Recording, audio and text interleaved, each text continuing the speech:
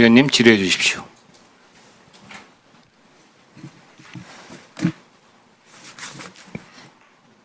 PPT 화면 부탁합니다. 네. PPT 화면 안 올라옵니까? 지금 윤석열이 대통령 된 이후 특히 2023년 말부터 2024년까지 오로지 한 일은 계엄 모의, 해외 순방, 골프장에서 계엄 모의, 관저에서의 만찬 계엄 모의로 점철되어 있습니다. 2023년 12월 윤석열, 김영현, 신원식, 조태용, 이 자리에 계신 김명수 의장님, 여인영에게 비상대권 언급했다. 2024년 3월부터 4월까지 다시 삼청동 안가에서 신원식, 조태용, 여인영, 김영현에게 비상대권을 언급했으며 이때 이미 일본신문에서 보도된 바와 같이 외교참모들에게 술자리에서 자주 계엄 언급을 했죠. 그렇게 해서 5월, 6월, 7월, 8월 계속됩니다. 그 다음 화면 보십시오.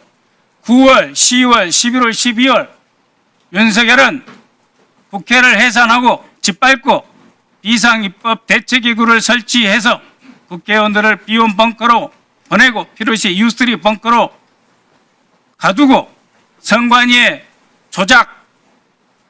조작된 진술서를 받아서 더 이상 대한민국을 선거 없는 나라로 만들고 대법관 그리고 현직 판사까지 구속, 체포해서 사법부를 마비시켰어. 입법, 사법, 선관위 전체를 뒤집어엎고 영구 집권을 꾀했습니다. 자, 다음 화면 한번 봐주십시오. 계엄 모의를 위해서 2024년 2월 23일 이진우 소방사령관, 곽종근 특전사령관 방첩사 방문하셨죠? 24년 3월 20일 이상민 장관 방첩사 방문했습니다. 더욱이 3월 22일 그러니까 여인영 방첩사령관, 신원식, 김영현 등과 만찬한 직전에 윤석열은 31년 만에 처음으로 방첩사를 방문했습니다. 그리고 한 달 뒤도 안 된 시기에 국군 방첩사령부령을 개정해서 사이버 및 대테러 활동을 지원토록 업무 범위를 확장시킵니다.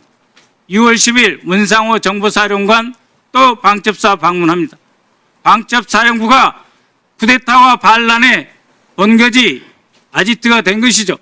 박한수 육군참모총장 6월 13일 방문하셨죠. 강호필 합참차장 7월 12일 방문하셨죠. 그리고 김용현이 국방부 장관으로 됩니다. 존경하는 국방차관님, 직무대행님, 그리고 합참의장님께 여쭙니다.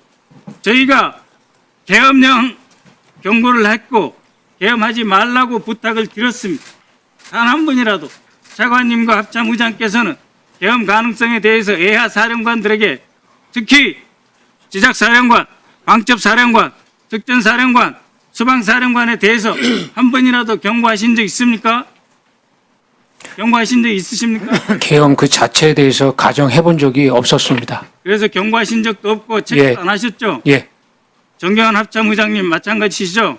예, 저희들 합참에서도 그때 말씀하신 거에 대해서 귀담아 들을 필요는 있었지만 못 들었습니다. 그리고 참모들하고 이해 가능한 거냐? 아마 들을 필요 있는데 못 들었다는 게 무슨 말씀이세요? 참모들이 할 때 이거는 불가능하다. 그래서 점검도 안 하셨죠? 그렇습니다.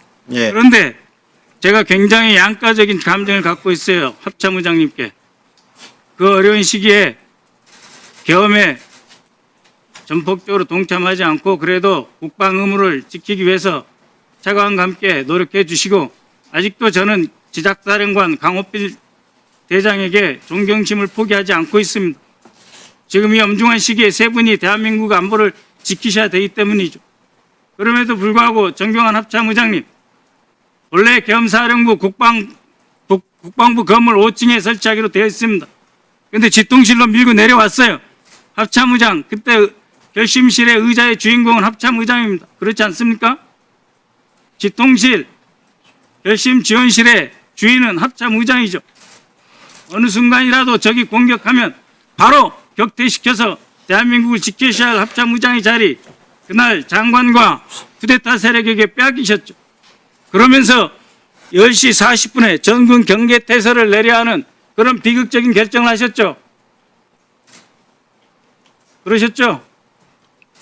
장관에게 지휘통제실 결심지원실에 의장 자리 뺏기셨죠? 대답 왜 안 하십니까?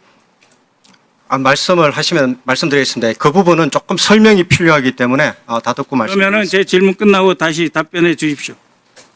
곽종근 사령관. 예. 예. 아까 정경환 합참의장이 뭐 북풍 이용하지 않는다 그런 말씀하셨는데 북한의 서울에 북한 테러 부대가 침투할 가능성이 있고 매우 심각하다. 국방장관이 직접 지시한다. 이런 말씀을 애야 부대에 하신 적 있죠? 그리고 여인영 방첩사령관은 11월부터 북한 오물풍선이 심각하다. 통신 대기하라. 계속해서 지시를 했습니다. 그러나 실제 북한에서 오물풍선 내려온 건 11월 18일, 28일 두 번뿐이었습니다. 이진우 사령관, 11월 9일 국방장관 등 윤석열과 함께 2층 공간에서 국방장관 공간에서 남침이 우려된다. 라고 해서 다 쿠데타 계획한 거예요. 그런데 어제 있은 국회 정보위에서 조태영 국정원장은 일체 대남 도발 흔적 없었다 이렇게 말씀하셨어요.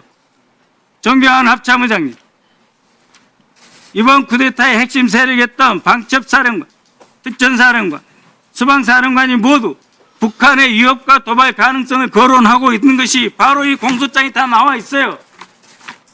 합참의장은 그때 대남 도발 기미 없다고 보셨잖아요. 차관 직무, 장관 직무대행도 없다고 보셨잖아요. 그래서 저희가 문제 제기하는 것입니다. 합참의장, 그럼에도 불구하고 민주당이 무슨 괴담입니까? 이렇게 해서 부대를 동원해서 내란을 일으킨 거 아닙니까?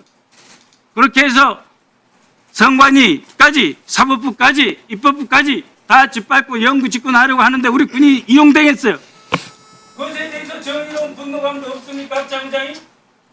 권력권자로서 우리 군이 이렇게 악용돼도 되는 겁니까? 한 말씀 해보십시오. 예, 진심으로 안타깝고 이 자리에 군복 입은 장군님들이 계시면 안 되는 여기 국회 국방위원회 자리지 않습니까? 국방위원회도 몇 번 말씀드렸지 않습니까? 그럼에도 불구하고 의장께서 이 자리에 앉아서 이 공소장의 버젓이 북한을 위협을 이용해서 어물풍선 11월 달에 18, 28 딱 뜨고 났는데 그럼까지 다 이용해서 비상대응을 준비하고 있는데 의장은 하나도 몰랐다고 그래요. 그래놓고 그것을 지적하는 야당에 대해서 국민들에게 제대로 된 사과 한마디 안 하고 뒤에 계신 장군님들께 의장으로서 단 한 번 미안한 생각 가지셨어요? 자, 이제 마무리해 주시고요. 네. 의장 신상발언 하세요. 예, 합참의장님. 예, 말씀드리겠습니다. 먼저 비상계엄에 대해서는 군을 대표해서 사죄드린다고 말씀드렸습니다. 사죄드립니다. 제가 군서일 1위로서 비상계엄을 사전에 알고 그런 것을 알고 제가 차단했다면은 제가 어떤 지금 지났지만은 그는 차단하는 게 제 임무라고 생각합니다. 하지만 못한 것에 대해서는 죄송스럽게 생각합니다. 그리고 지금 오늘 발표하신 존경하는 박선원 의원님께서 말씀을 하셨을 때 저희들도 참모들과 이게 가능성이 있는 거냐? 불가능합니다. 합참에서 동조하고 들어가지 않기 때문에 운영이 안 됩니다. 사실은 뭐 그렇게 해서 변명을 하는 것이 뭐 좀 창피스럽지만 그런 사정은 있었습니다. 그리고 오늘 발표하실 때 12월 22일에 파워포인트도 잠깐 띄워주시기 바랍니다.